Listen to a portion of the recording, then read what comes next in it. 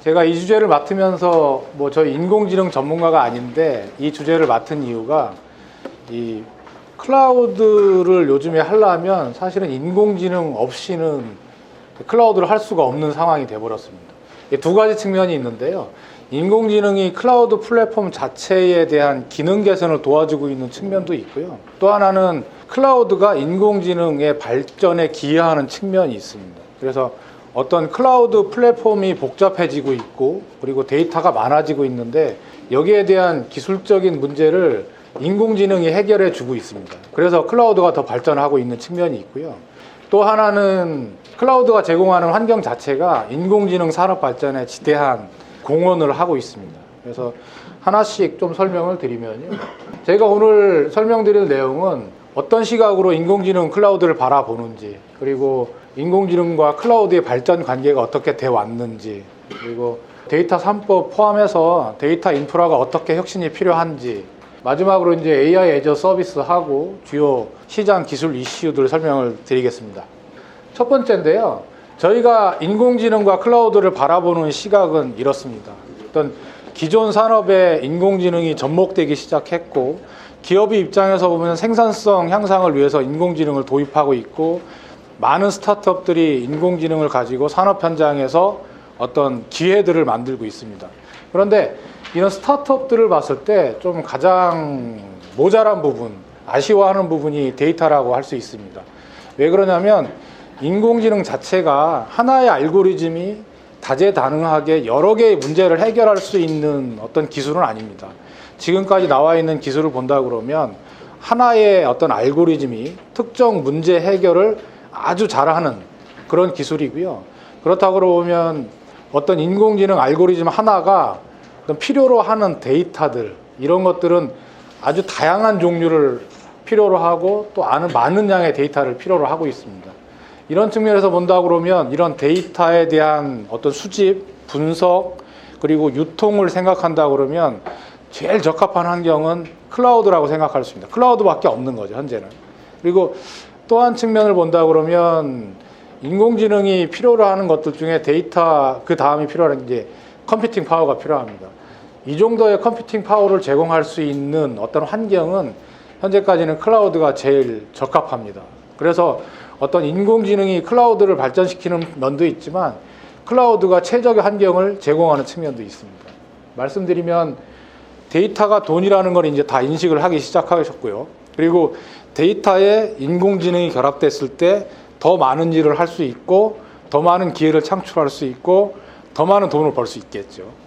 그리고 그런 측면에서 본다 그러면 데이터와 그리고 인공지능 활용의 전제 조건은 클라우드라고 할 수 있습니다. 저희 어떤 클라우드를 전문적으로 하는 기업의 입장에서 인공지능을 하지 않을 수 없는 이유이기도 합니다. 다음번은 이게 좀 히스토리가 있는 얘기인데요.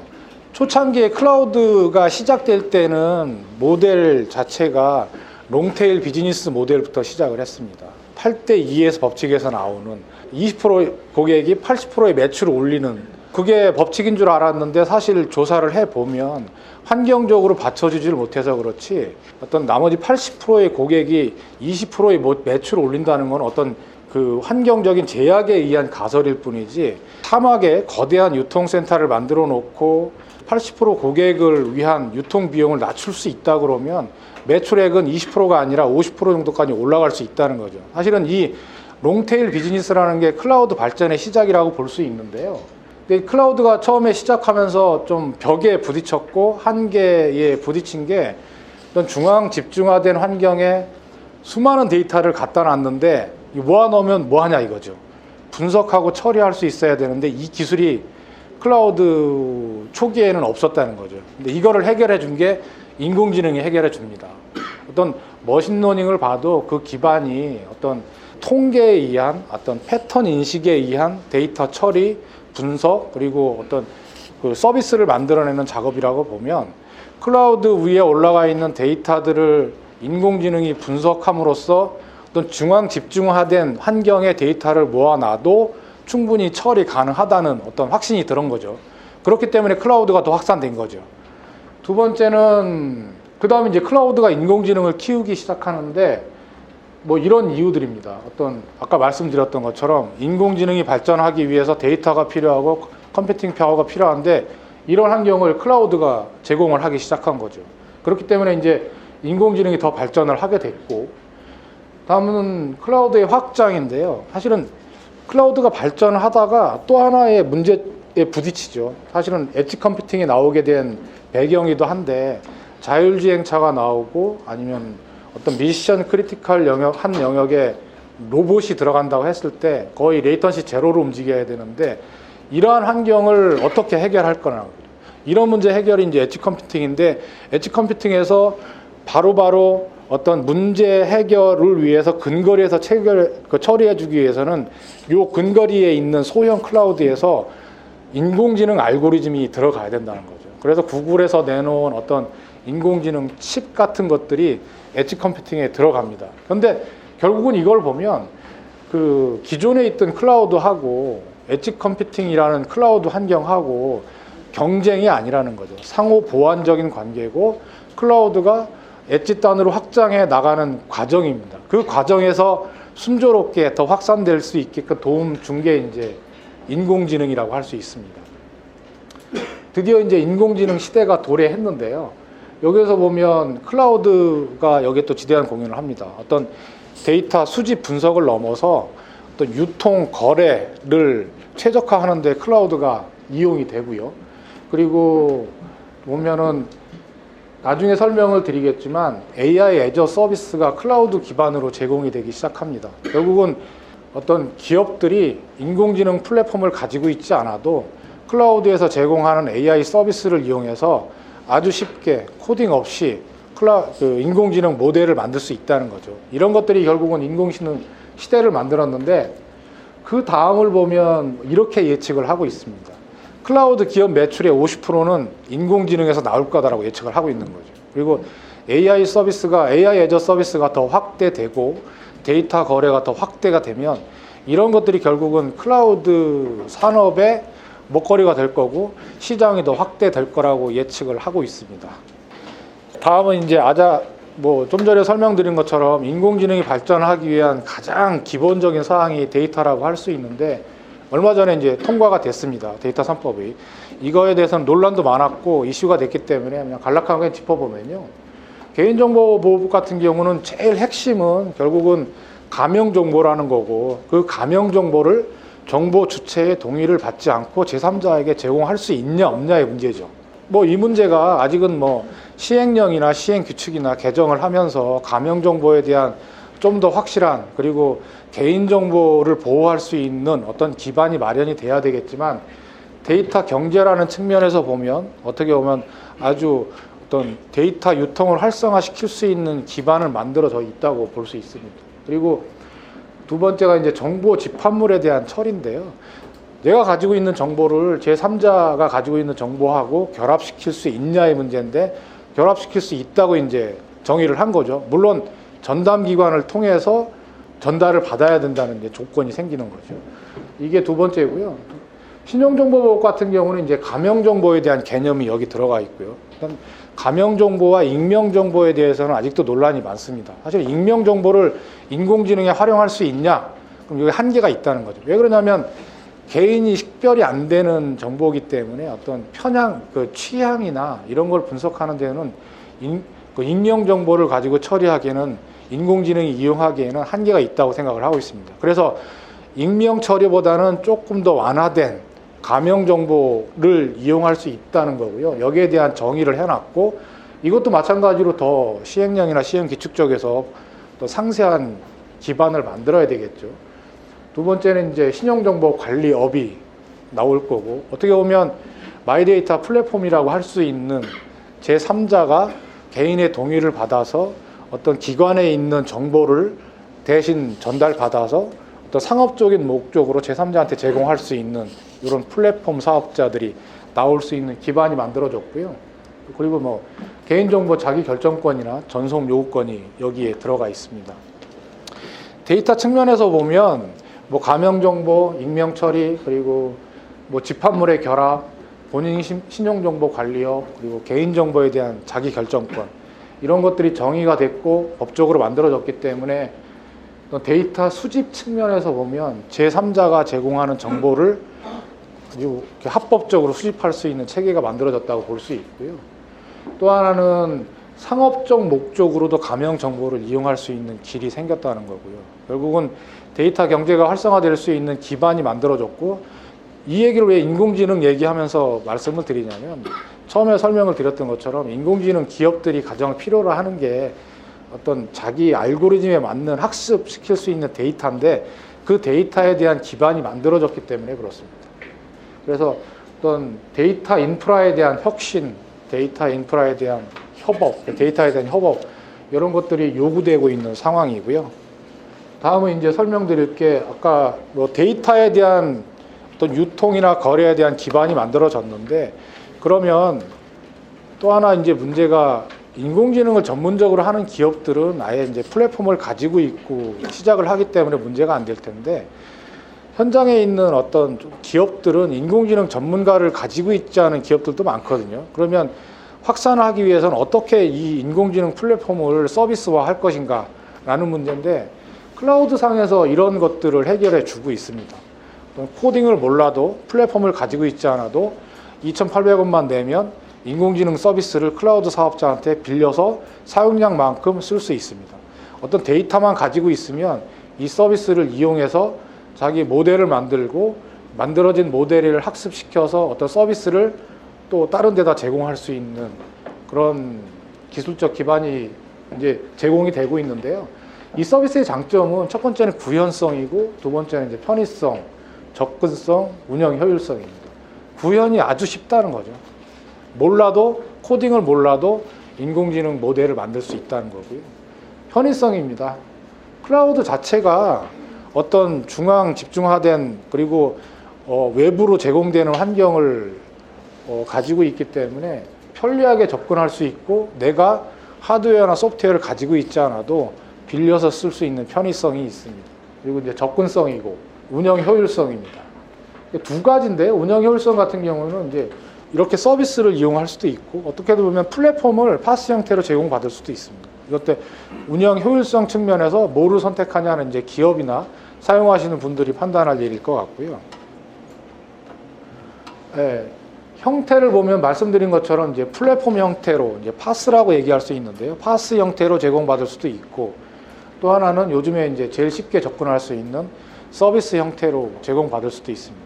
파스 형태로 제공받는다는 것은 AI 플랫폼을 제가 클라우드 사업자한테 어떤 환경을 산다는 거고요.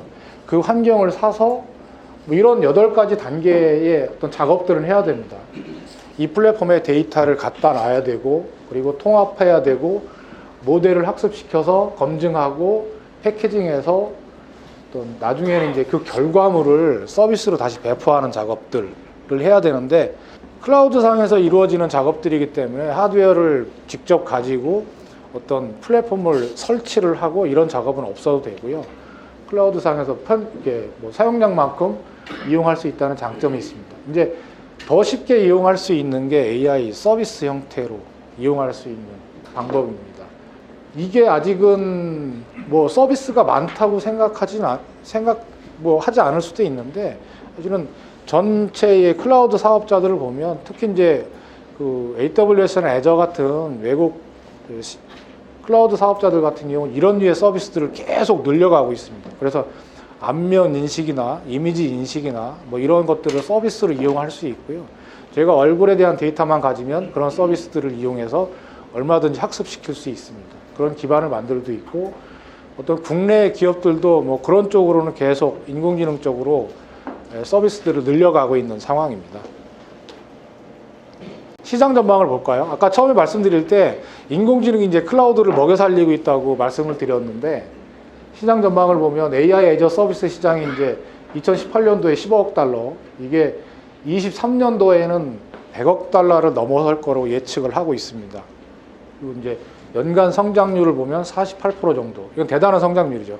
IT 전체 시장을 보면 그렇게 성장률이 높지 않은데, 클라우드나 인공지능 같은 경우는 성장률이 지금 그 IT보다 훨씬 더 높고, 그 중에서도 48%를 예측된다는 것은 되게 이제 큰 성장성을 가지고 있는 시장이라고 할 수 있습니다. 그리고 또 하나 이제 말씀을 드리면 우리나라나 아니면 아시아 태평양 지역 같은 경우는 특히 이제 55% 정도가 AI 머신러닝 기반 클라우드 서비스를 이용할 거라고 예측이 되고 있는데요. 전 세계적으로 보면 기준이 한 뭐 43% 정도 예측인데 우리나라가 제외된 통계 얘기는 하지만 아시아 태평양 같은 경우에는 그 클라우드에서 AI 서비스를 이용하려고 하는 의지가 훨씬 더 높습니다. 그리고 이제 특히 인도나 중국 같은 경우에 이쪽에 어떤 국가적인 지원이 들어가 있고 기업들도 상당히 어떤 노력을 많이 하고 있습니다. 보면 마지막에 이제 가트너 자료인데요. 75% 기업이 AI가 새로운 비즈니스 창출에 이바지할 거라고 생각을 하고 있고 실제 84%의 기업이 경쟁력 강화에 도움을 주고 있다고 대답을 했습니다. 그런데 실제 도입은 했냐 보면 14% 정도 기업이 도입을 했고 도입할 예정인 기업이 23% 정도 예상을 하고 있습니다. 근데 원인을 보면 좀 어렵다는 거죠. 전문적인 기업들은 할 수 있겠지만 어떤 그렇지 못한 기업들은 쓰기 어려운 측면이 있는데 AI 애저 서비스가 이런 것들을 해결해 줄 수 있고 그렇기 때문에 이제 클라우드 시장이 더 커진다고 말씀을 드릴 수 있습니다. 네, 마지막으로 이제 인공지능 기술 시장에 대한 주요 트렌드 이슈들인데요. 이렇게 IBM 쪽에서 예측을 하고 있습니다. 크게 보면 자동화나 자연어 처리, 신뢰의 문제를 해결하는 방향으로 갈 거다라는 거죠. 자동화 같은 경우는 이미 많이 도입이 되어 있습니다. 제가 이제 베스핀 글로벌이라는 회사에 다니고 있는데 솔루션이 하나 있습니다. 클라우드 운영관리 솔루션인데요. 이게 처음에는 데이터 분석해서 그 데이터, 분석된 데이터의 결과를 가지고 이 솔루션을 보완하는 작업들을 했습니다. 근데 요즘에는 이 솔루션에 인공지능을 넣고 있는 거죠. 그러니까 클라우드 운영 관리가 인공지능에 의해서 자동화되고 있는 거죠. 이런 류의 솔루션들이 계속 나올 거고 보완이 될 거라는 겁니다. 그런 측면에서 자동화가 하나 있고요. 자연어 처리인데 그 인공지능의 발전을 보면 뭐 초기에 머신러닝, 지금 딥러닝 같고 그리고 어떤 지도학습에서 강화학습으로 가고 있고 어떤 패턴이나 통계 기반에서 지금은 네트워크로 가고 있죠. 근데 네트워크로 가면서 이렇게 뭐 신경망 모델을 참조한 인간의 뇌를 참조한 그런 그 인공지능 모델들이 나오고 있고 이런 걸 통해서 가장 발전하고 있는 분야가 이제 음성인식, 자연어 처리 이런 분야들이 발전을 하고 있습니다. 그러면서 나올 수 있는 것들이 많이 있죠. 그러니까 자연어 처리가 되면서 사람과 대화가 되면서 그런 것들을 이용한 서비스들이 많이 나오고 있다는 거고요. 마지막에 이제 신뢰 문제인데 신뢰 문제는 해결 안 할 수가 없죠. 그러니까 XAI라고 할 수도 있는 가장 큰 문제를 해결해야 되고 또 하나는 데이터 편향이라는 문제를 해결해야 됩니다. 그러니까 데이터 편향이라는 게 결국은 사람들이 생성해낸 데이터인데 이런 어떤 데이터 생산에 주도적인 관여를 하는 사람들이나 아니면 기관, 기업의 입장들만 반영된 데이터가 수집이 되는 거지 저 소외된 쪽에 있는 그런 쪽에서 아예 데이터 생산 자체가 안 될 거고 그러다면 데이터가 편향성을 가질 수밖에 없다는 거죠. 미국 같은 예를 들어도 어떤 백인보다는 흑인의 데이터가 없을 거고 동양인 데이터가 없을 거고 이런 편향성의 문제를 어떻게 해결할 거라는 거죠. 그래서 이런 거를 해결할 수 있는 방향으로 갈 거다라는 거고 또 하나는 설명할 수 있는 XAI라고 말씀을 드릴 수 있는데요. 인공지능 같은 경우는 인과관계에 의해서 결과를 도출하는 게 아니잖아요. 결국엔 분석을 보면 상관관계에서 어떤 것들이 결과가 나올 텐데 결과가 나왔는데 그거를 설명할 수 있겠냐 이거죠. 그 코드를 다 까본다고 설명이 될까요? 물론 설명은 되겠지만 그 코드가 수억 줄이 될지 수만 줄이 될지는 모릅니다. 그거를 다 분석해서 왜 이 인공지능 알고리즘이 이런 결과를 내놨어 라고 설명을 하긴 힘들죠. 그리고 그 알고리즘마다 전부 다 설명하기도 어렵고 현재 기술은 어렵습니다. 물론 노력은 하고 있지만 근데 그런 것들을 해결하기 위한 어떤 그 기술적인 아니면 규제에 대한 어떤 해결을 위한 뭐 것들을 노력을 하고 있다는 걸 말씀드릴 수 있고요. 그래서 5가지를 말씀드리면 더 많은 것을 이해할 수 있고 이제 더 많은 일을 할 수 있는 AI가 나올 거다라는 거죠. 아까 자동화에서도 설명을 드렸지만 그런 일들이 계속 일어날 거고요. 일하는 방식을 바꾸는 AI인데 사실은 여기에 대해서는 고민이 상당히 많은 것 같습니다. 근데 저 같은 인공지능을 클라우드에서 팔러 다니는 사람들 입장에서는 그렇게 크게 걱정을 하진 않습니다. 왜 그러냐면 좀 이 인공지능 기술에 대해서 조금 너무 과대포장된 인식을 가지고 있는 게 아닌가라는 생각을 하고 있습니다.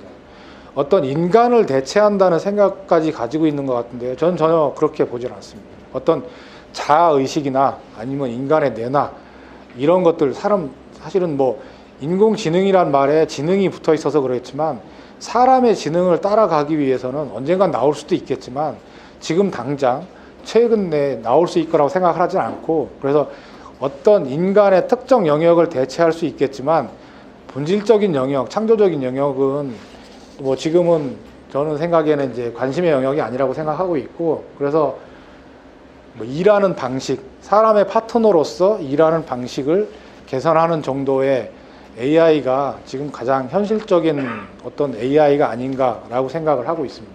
그리고 신뢰할 수 있는 AI 말씀드렸는데요. 아까 말씀드렸던 것처럼 인공지능 알고리즘 아니면 데이터의 편향성, 그리고 설명할 수 있는 AI, 문제를 해결하기 위해서 인공지능 알고리즘 제품을 만들 때 그 생명 주기에 어떤 레귤레이션이 고려된 이런 과정들을 넣을 거라는 거죠. 넣을 수밖에 없고, 설명이 안 되는 AI를 상용화해서 쓸 수는 없습니다.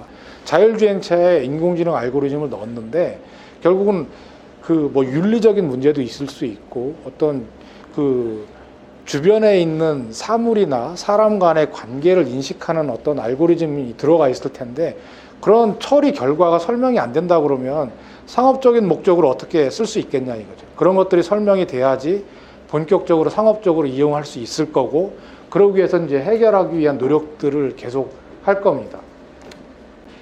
또 하나는 이제 전력 수요를 많이 하고 있기 때문에 친환경적인 기술적인 요구가 계속 증가할 거고, 이런 인공지능 같은 경우에 지난번에 뭐 이세돌 구단하고 알파고하고 대결을 했는데 사실은 간과한 게 그 전력 수요랑 비교는 안 해봤죠.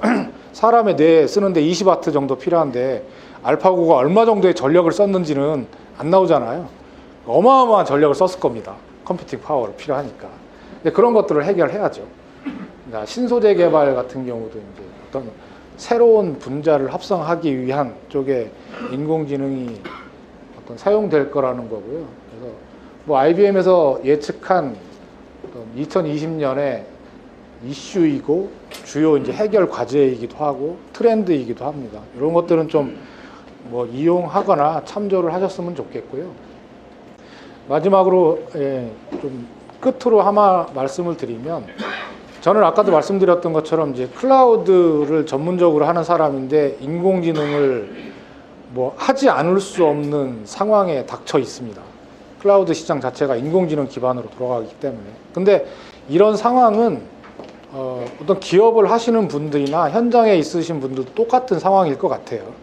인공지능이 나의 어떤 일을 도와주거나 아니면 나의 생산성을 향상시키거나 하는 쪽으로 계속 관여를 할 거라는 거죠. 그래서 이 인공지능에 대한 좀 정확한 이해가 필요하다고 생각하고 있고, 그래서 하나의 파트너로서 좀 인식하는 게 필요하지 않을까라고 생각을 합니다. 지금까지 좀 들어주셔서 감사드리고요. 제 발표는 이것으로 마치겠습니다. 감사합니다.